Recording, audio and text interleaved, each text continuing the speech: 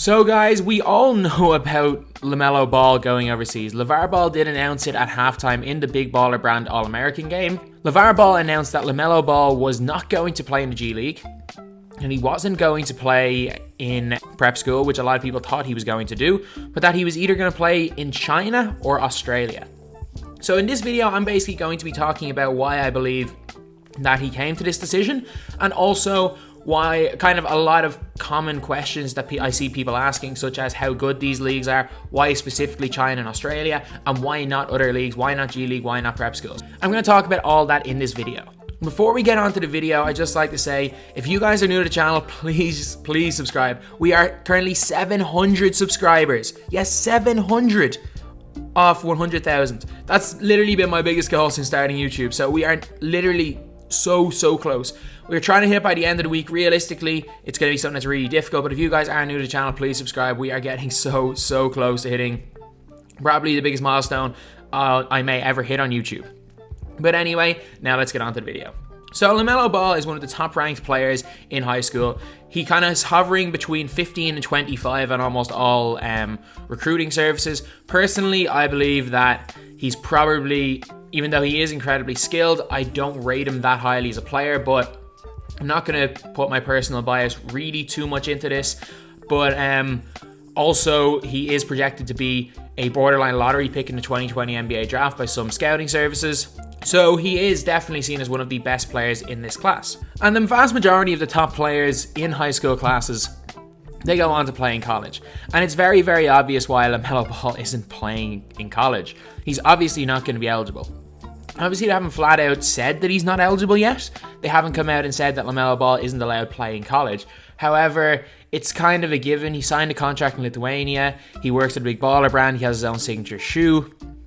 And realistically, if he did end up going and signing for a college team or college program, they'd probably make him sit out a year. And then at the end of his first year, they'd probably say, oh, we still have to investigate even more. And then in the end, he mightn't even play college basketball at all, just kind of be sitting there. And it's obvious that no matter where LaMelo went, he was one and done. He was going to try make it into the NBA, because it's evident that the Ball brothers, really, it's basketball or bust for them. They've no major interest in going in, getting a degree, because to be fair, they run a family business. They're all extremely wealthy. LeVar's made a lot of money. They're ultra famous. They realistically don't need that piece of paper. So college is just a stepping stone towards the NBA for them. So I don't think not going to college for the degree purposes, which a lot of people will kind of see that as a reason to go to college, I don't think that's a big deal. However, for exposure, I think it may actually be a good thing that LaMelo Ball isn't going to one of the top colleges, because you never know. I think he may end up just being completely exposed unless he went to a team that played exclusively zone defense, because he's not a good man-to-man defender. Actually, we don't even know if he's a good man-to-man defender, because he's flat out refused to play man-to-man, although he is arguably the best zone defender I've ever seen. So I'm not going to bash his defense too much. He just puts in very little effort and will not stay in front of his man. That's why he's not in college. Now we're going to talk about why he isn't going to prep school. And if he went to prep school, it'd be more of exactly what he's doing this year, dominating as the same level competition. And I can't see his draft stock really going up at all by doing that. I can't see his brand going up, doing the exact same thing one year as he did the previous year. I didn't think that was ever really an option. I think that was kind of a last resort for LaMelo Ball. But again, it was an okay option. There are players that have gone through that route before, like Thon Maker and Anthony Simons, but I definitely think that was the right decision to not go down the prep school route. And then a lot of people are saying, why not play in one of the top leagues in the world? Why not play in Euroleague? Why not play for a Euro Cup team? Why not try to play in the ACB, in the Turkish league, or somewhere like that? And there's two reasons. First of all, LaMelo Ball wouldn't play. LaMelo Ball would not make a single Euroleague roster unless they wanted him for publicity, but he wouldn't play. LaMelo Ball is not good enough to play in Euroleague. If he's not good enough to play in the G League, like, he would have gone out in the G League and been probably torched. He would have been torched by 28-year-olds. Going to Euroleague, you're playing against players of the same standard, but that play way more disciplined, play way more as a team, and there's very little hero ball. LaMelo Ball may not have as many points dropped on him, but LaMelo Ball in Euroleague system, he couldn't do it. He literally could not play in a Euroleague system. LaMelo Ball is one of the players that would be better playing in the NBA than playing in Euroleague. And as crazy as you guys might think that statement is, there are players that are more effective in the NBA, where it's a lot more free-flowing. There's a lot more space on the court. They can run, they can use their athleticism more. They're a lot better in that type of scenario than they are in Euroleague, where it's a lot more slow down, a lot more fundamental basketball, a lot more team-based basketball. And there are honestly some players that are really good NBA players that you put them on a Euroleague roster and they wouldn't be a benefit to their team and wouldn't get on. And as crazy as a lot of people outside of Europe think that statement is, it is 100% true. I just don't think LaMelo Ball is good enough, disciplined enough, and willing enough to adapt his game to take a hit to his points per game, which is what he would massively have to do, take a hit to his role and become part of a team. But that's not going to really get onto the highlight clips, and it's not going to go viral. So I cannot see him going to one of the higher leagues. That's my opinion on why he's not playing in Euroleague. Well, he's not going to try play in Euroleague because obviously I don't think a Euroleague team will take him. And yeah, so that's obviously why he's not going to these places. But I'm going to talk about why Australia and China, those two specific countries, are really kind of, I'm not going to say they're good options, but they're good options for the whole persona of LaMelo Ball. And I'm going to talk about why at the end that's so important. But based on most rankings, the Australian Basketball League and the Chinese League are somewhere between like 10 to 15 in the world, with the Australian League slightly better than the Chinese League. The Chinese Basketball Association, the CBA, could honestly be a solid place for LaMelo to play because of two reasons. One, China is the biggest market in the world. I'm pretty sure there are more people playing basketball in China than anywhere else. The sport is massive. It's for 1 year, so it's not like he's going to be there for years and years. He could build his brand. He could put up points. And the crazy thing about China is that it's a country where realistically their imports do everything. So the leading scorer in the CBA is Pierre Jackson with 40 points a game. However, I could see LaMelo coming in and probably averaging about 20 points a game maybe, which for an import is not good.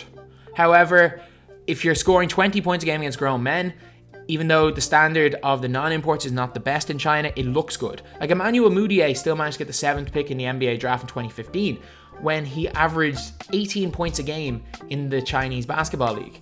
Which, again, it's not like bad numbers, but Tyler Hansbrough, who's not even a scorer, is averaging 20. Brandon Bass is still averaging more than that. So, like, honestly, there are a lot of not good NBA players that are putting up major numbers in this league. And I think that Mudiay's numbers were kind of being overinflated because people overrated the league based on their best players. But at the same time, LaMelo Ball is going to get a lot of good highlights. He is going to put up decent numbers in China, and he could be just a complete revelation, especially initially when he goes there. For the first couple of games, there's going to be a mystique about him. He's going to get a lot of hype, and any sort of hype would be great for the Big Baller brand, whose reputation has actually taken a big hit in the last couple of weeks. So if he goes to China and has even 3 or 4 good games, he's going to be like an 18-year-old over there. He could be like a complete superstar. I doubt it, but he just needs a couple of games to do it. He's got a larger-than-life personality, and I think that could work out really well. The Australian Basketball League is kind of a strange one because the league kind of came out of nowhere. But a big thing with the Australian League is that it's trending massively upwards. So basically, there's been a massive influx of money into the Australian Basketball League. There's been a massive influx of really good players, borderline NBA players going to Australia. The Australian national team is getting better, so their players in their country are getting better. There's more and more young players playing the sport over there. So Australian basketball is booming right now, and it's on a massive upwards trajectory.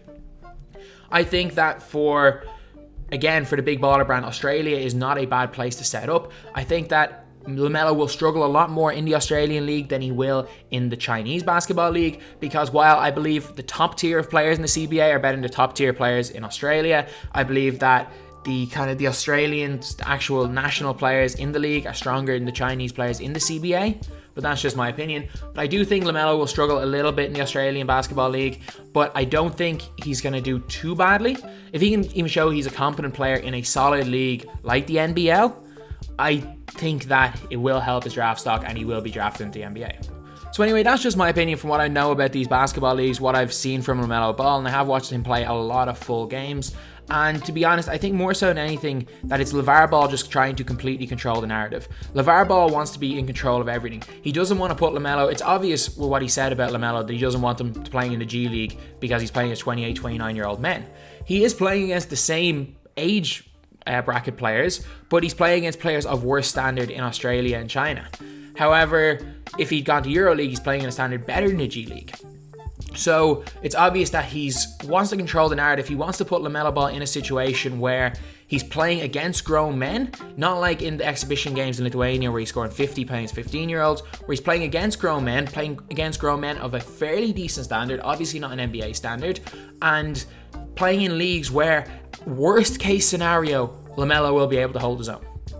I don't think that he's going to be a superstar in either of these leagues. I think he could put up superstar numbers for a couple of games in China due to the amount of shots he'll take, due to the fact that they run everything through their imports. I think he might struggle a little bit in Australia, but I still think he will be able to hold his own.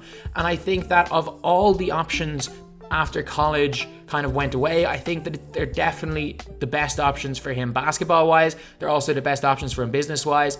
And LeVar's made a lot of bad decisions over the last couple of years, but I think that these two countries specifically, and for the reasons I mentioned in this video, I think that they're the two ideal situations for LaMelo to play in next year, because obviously he can't play in college. So anyway, that's the video. Thank you guys for watching. Please like, comment, and subscribe.